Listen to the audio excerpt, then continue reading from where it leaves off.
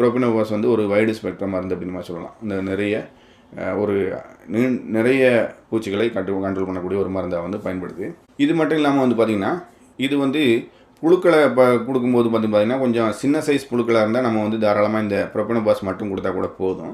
அதே வந்து இந்த கொஞ்சம் பெரிய சைஸான புழுக்கள், குறிப்பாக வந்து இந்த ஆர்மி வாம்னு சொல்லுவோம், படைப்புழு, அந்த மாதிரியான டைப்பில் உள்ள புழுக்கள், அந்த புழுக்களுக்கெல்லாம் நம்ம கொடுக்கும்போது பெரிய வகையான புழுவாக இருந்துச்சுன்னா அது கூட வந்து நம்ம வேற ஒரு மருந்தையும் சேர்த்து ஆட் பண்ணி கொடுக்குறது வந்து நல்ல ரிசல்ட் வந்து இருக்கும். அப்படி கொடுக்குறது வந்து பார்த்திங்கன்னா ப்ரோபினோபாஸ் கொடுக்கும்போது அது கூட வந்து எமாமெக்டின் அப்படிங்கிற மருந்து சேர்த்து கொடுக்கலாம். அல்லது புழுக்களை கட்டுப்படுத்தக்கூடிய வேற ஒரு மருந்து கொடுக்கும்போது அது கூட சேர்த்து கொடுக்கலாம். குறிப்பாக வந்து இண்டோக்சக்கார் அல்லது நவ்லூரான் அந்த மாதிரியான மருந்துகள் கொடுக்கும்போது அது கூட வந்து சப்போர்ட்டுக்கு இந்த ப்ரோபினோபாஸையும் சேர்த்து 2 மருந்தை காம்பினேஷன் கொடுக்கும்போது இந்த பெரிய வகையான புழுக்களையும் மிக எளிமையாக கட்டுப்படுத்தலாம்.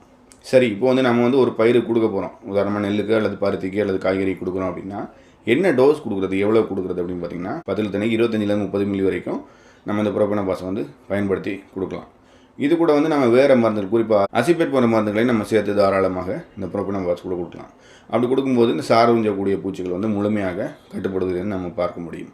குறிப்பாக வந்து இந்த த்ரிப்ஸ்லாம் வந்து பார்த்திங்கன்னா நிறைய மல்லியில் வரும், அப்புறம் வந்து மிளகாயில் வந்து அதிக அளவில் அந்த த்ரிப்ஸ்லாம் வரும். இதுக்கெலாம் வந்து நம்ம ப்ரோபினோபாஸை பயன்படுத்துறது மிகச்சிறப்பாக பயனளிக்கும். அது மாதிரி வந்து சிறிய வகையான புழுக்கள் வந்து எல்லா பயிர்லையுமே இருக்கும். நம்ம தெரியும், காய்கறி பயிர்கள்லேருந்து ஆரம்பித்து அந்த வண்டுகள், புழுக்கள் இது எல்லாத்தையும் கட்டுப்படுத்துறதுக்கு நம்ம அதிகபட்சம் நெல்லாம் வந்து பார்த்திங்கன்னா 2வது டோஸ் கொடுக்கக்கூடிய மருந்து வந்து நம்ம இந்த ப்ரோபினோபாஸை பயன்படுத்துறது மிகவும் பயனுள்ளதாக இருக்கும். அது மாதிரி உளுந்து, நிலக்கடலை போன்ற பயிர்களில் வந்து புழுக்கள் வந்து குறிப்பாக ஒரு 30 நாட்களுக்கு மேற்பட்டு வரக்கூடிய புழுக்கள், 30லேருந்து 45 நாள் வரைக்கும் வரக்கூடிய புழுக்கள் வந்து இந்த ப்ரோபினோபாஸ் வந்து அந்த ஒரு மீடியம் சைஸான புழுக்களுக்கு மிகச்சிறப்பாக கட்டுப்பாட்டை கொடுக்கும். சரி, மீடியம் சைஸான புழு தாண்டி வேறு எதுவும் கொஞ்சம் பெரிய சைஸ் புழுவாக இருக்குது அப்படின்னா வந்து நம்ம இந்த ப்ரோபினோபாஸ் கூட இமாமெக்டின் பென்சோயேட் அல்லது ஏற்கனவே சொன்ன மாதிரி இண்டோக்சக்கார் அல்லது நவ்லூரான் போன்ற மருந்துகளை சிறிதளவு சேர்த்து கொடுப்பதும் இந்த புழுக்களை வந்து மிகச்சிறப்பாக கட்டுப்படுத்தும்.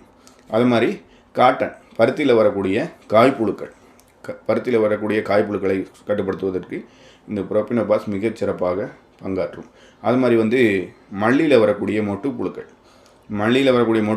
கட்டுப்படுத்துறதுக்கு வந்து பார்த்திங்கன்னா இந்த ப்ரோபினோபாஸ் மிகச்சிறப்பாக இது பண்ணும். 2-3 மருந்து காம்பினேஷனில் கொடுப்போம். அது கொடுக்கும்போது சிறிதளவு ப்ரோபினோபாஸும் சேர்த்து கொடுப்பது உங்களுக்கு நல்ல ஒரு ரிசல்ட்டை கொடுக்கும். அது மாதிரி வெண்டை, அவரை போன்ற காய்கறி பயிர்களுக்கு வந்து இது மிகச்சிறப்பான ஒரு கண்ட்ரோலை வந்து கொடுக்கும். அது மாதிரி கத்திரியில் வந்து வரக்கூடிய காய்ப்புழுக்கள், கத்திரியில் வரக்கூடிய குருத்து புழுக்கள் மற்றும் காய்ப்புழுக்களை கட்டுப்படுத்துறதுக்கு நம்ம ஏதாவது மெயினான மருந்து கொடுப்போம். உதாரணமாக வந்து பார்த்திங்கன்னா எக்ஸகார் அல்லது வந்து எஸ்பி அப்படின்னு சொல்லக்கூடிய கார்டாப் ஹைட்ரோகுளோரைடு அது கொடுக்கும்போது அது கூட சிறிதளவு ப்ரோபினோபாஸ், அதாவது ஒரு 15 மில்லி 20 மில்லி அளவுக்கு சேர்த்து கொடுப்பது வந்து இந்த கொசுக்கள், சார் உஞ்சக்கூடிய கொசுக்கள், வெள்ளை கொசு